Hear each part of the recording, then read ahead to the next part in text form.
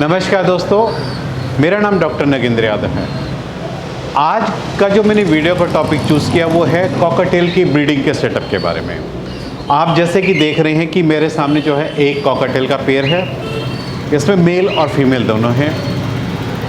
Breeding के setup में क्या क्या होना चाहिए, ब्रीडिंग के दौरान हमें बर्ड्स को खाने में क्या डाइट में क्या चीज़ें एक्स्ट्रा ऐड करनी चाहिए, ब्रीडिंग का बेडिंग मटेरियल कैसा होता है ये भी काफ़ी इम्पॉर्टेंट होता है, और उस बेडिंग मटेरियल का बर्ड्स पे क्या अगर नहीं होगा तो उसके होने वाले बच्चों पे उस पर किस तरह का इफेक्ट पड़ेगा। देखिए, यदि आप कॉकटेल की ब्रीडिंग कराना चाहते हैं तो ऑटोमेटिक ये जो आपके केज का साइज आप देख रहे हैं ये एक पेयर बर्ड्स के लिए सफिशेंट है। आपने अक्सर देखा होगा जैसे बाजीगर है, ग्रुप में काफ़ी अच्छी ब्रीडिंग करते हैं। कॉकटेल एक ऐसा बर्ड्स है जो कि इंडिविजुअली आपको ब्रीडिंग का रिजल्ट्स काफ़ी अच्छा देगा, तो इसलिए आप एक पेयर रख करके उससे ब्रीडिंग आप ले सकते हैं। ये कॉलोनीज़ की बजाय इंडिविजुअली जो है ज़्यादा ब्रीड करना पसंद करते हैं। इस ब्रीडिंग सेटअप में मैंने क्या है, एक मेन आप देखिए परचेज़ किस लिए होती है, ताकि बर्ड्स अपने आप को बैठ करके रिलैक्स कर सके। दूसरा, परचेज़ लगाने का एक फ़ायदा और भी होता है। आपको पता है बर्ड्स की जो है नेल्स का साइज जो है ऑटोमेटिक अपने आप बढ़ता रहता है। इस परचेज़ जो है हमने वुडन का रखा है, और वुडन का उसकी लेग्स की शेप को देखते हुए रखा है। इसमें जब आपका बर्ड्स कॉकटेल बढ़ता है तो उसके जो एक्स्ट्रा जो नेल्स बढ़ जाते हैं ऑटोमेटिक, इसके ऊपर बैठने से उसकी जो ग्रिपिंग होती है वो अपने नेल्स को अपने आप खींचता रहता है। तो इसलिए ब्रीडिंग सेटअप में आप ये मान सकते हो परचेज़ का भी एक इम्पॉर्टेंट रोल होता है बर्ड्स को हेल्दी रखने के लिए, ताकि उसके लेग्स में किसी भी प्रकार की डिफॉर्मिटीज़ ना हो। यदि आप परचेज़ अच्छे से प्रोवाइड नहीं करोगे तो कहीं ना कहीं आपके बर्ड्स में जो है आपका बर्ड्स या तो लंगड़ा करके चलना शुरू कर देगा, या नेल्स एक्स्ट्रा लार्ज होने की वजह से भी वो लंगड़ा करके चलेगा, अपना बैलेंस जो है नहीं रख पाएगा, या उसके नाखून इतने बड़े हो जाएंगे कि इसकी जालियों के अंदर अटकने शुरू हो जाएंगे, कहीं ना कहीं वो अटक जाएगा। और कई बार देखा है कि जब नेल्स बढ़ जाते हैं और आपने नेल्स की ट्रिमिंग नहीं करी या आपने उसको प्रॉपर परचेज़ नहीं दिया, तो उस कंडीशंस में क्या है, बर्ड्स का नेल यदि जाली के अंदर अटक जाता है, बर्ड्स एकदम से खींच लेता है, तो वहाँ से बर्ड्स का जो नेल्स है निकल जाता है, एक्स्ट्रा ब्लीडिंग होती है।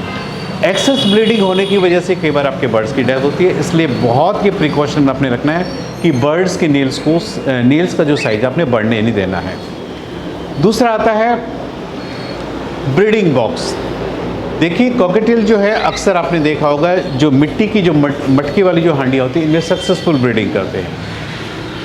हमने इनके सामने ऑप्शन दिया है, हमने एक नहीं दो बनाए हैं, क्योंकि बर्ड्स क्या होता है कई बार काफ़ी चूजी हो जाता है, एक घर के अंदर नहीं जाएगा दूसरे में चला जाएगा। इसलिए हमने इसको एक ऑप्शन दे दिया है, हमने इसके यहाँ 2 ब्रीडिंग बॉक्सेस लगा दिए ताकि बर्ड्स को जौन सा भी पसंद हो अपनी पसंद का जा करके उसमें नेस्टिंग कर सके। नेस्टिंग मटेरियल हमने प्रोवाइड कर दिया है, कुछ हमने पहले से केज के अंदर रख दिया है, कुछ बर्ड्स को मेहनत भी करने देते हैं, क्योंकि जब तक बर्ड्स के अंदर से ब्रीडिंग की इच्छा जागृत नहीं होगी, उसके हार्मोन्स रिलीज नहीं होंगे या वो ब्रीडिंग के लिए तैयार नहीं होगा तो नेस्टिंग नहीं बनाएगा। तो इसलिए एक जो मेन है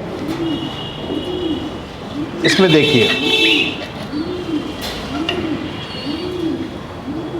ये जो है हमने ब्रीडिंग के अंदर जो है इसका दिया है, ये मटकी दी है।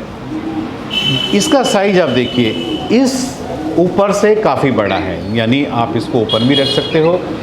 और इसको कवर करके कब रखना चाहिए, जब आपके पास नंबर ऑफ एक पेयर से ज़्यादा है या आप कॉलोनीज़ में आप रखते हो, इस तरह के ब्रीडिंग बॉक्स या मटके रखते हो, उस टाइम आप इसको कवर करके रखिए, नहीं तो दूसरा बर्ड फट से ऊपर से आकर के इसके अंदर घुस जाएगा। उस टाइम इनको प्राइवेसी ज़्यादा चाहिए होती है।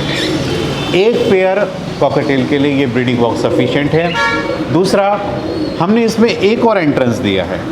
उसमें क्या होता है, कई बार एक बर्ड्स अंदर पहले से ही बैठा है, दूसरा बर्ड्स यदि ऊपर से जाएगा तो नीचे वाला बर्ड्स उससे काफ़ी डिस्टर्ब होगा।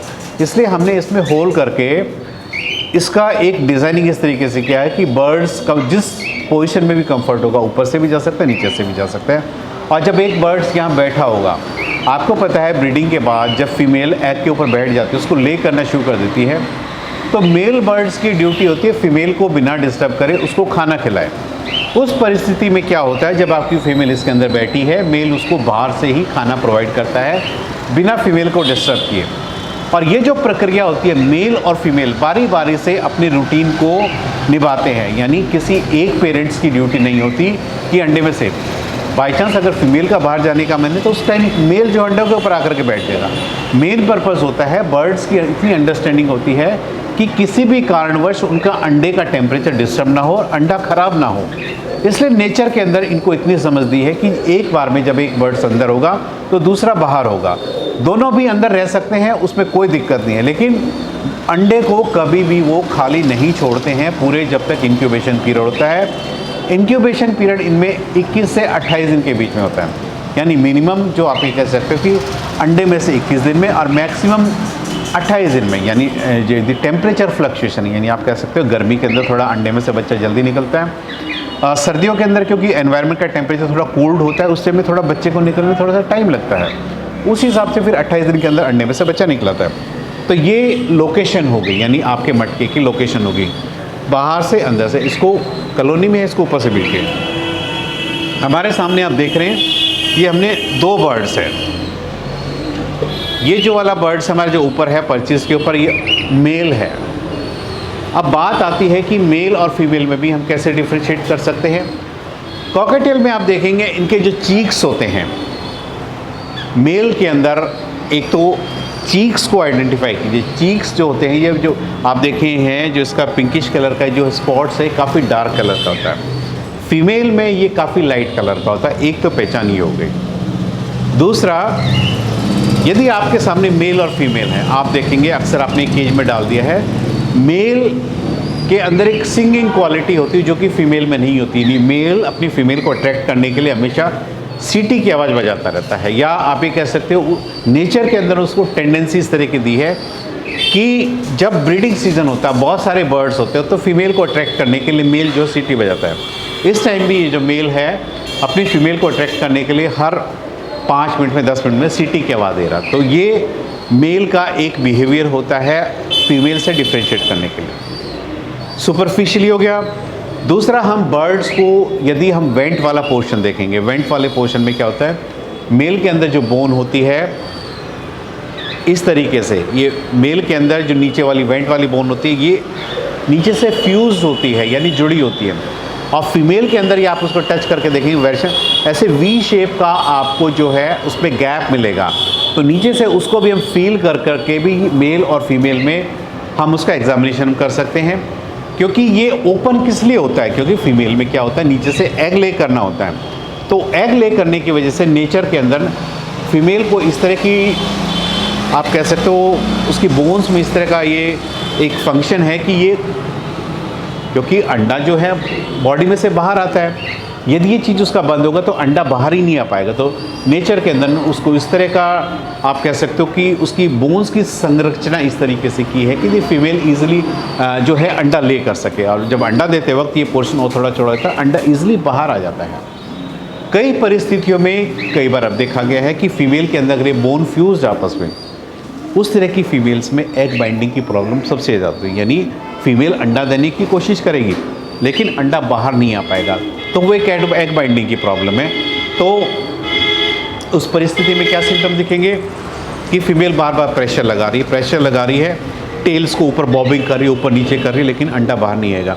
तो अगर ऐसा कोई बर्ड्स देखते हो तो उसकी हेल्प कीजिए, उसको बाहर निकाल करके कोशिश कीजिए, उस पोर्शन को प्रेस करके उस अंडे को बाहर निकालने की कोशिश कीजिए। ज़रा सा उसको लुब्रिकेट करके यदि आप हल्का सा प्रेस करेंगे तो हम अंडे को ईजिली बाहर निकाल सकते हैं। तो इस पर फीमेल्स की एग बाइंडिंग की प्रॉब्लम को हम सॉल्व कर सकते हैं फीमेल को थोड़ा सा हेल्प करके।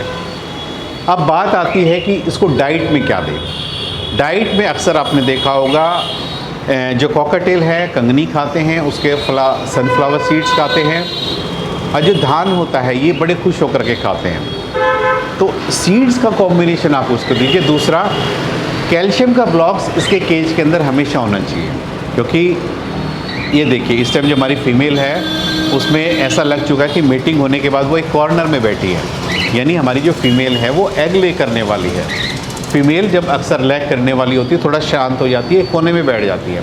तो इसको हमें वेट एंड वॉच वाली स्थिति है।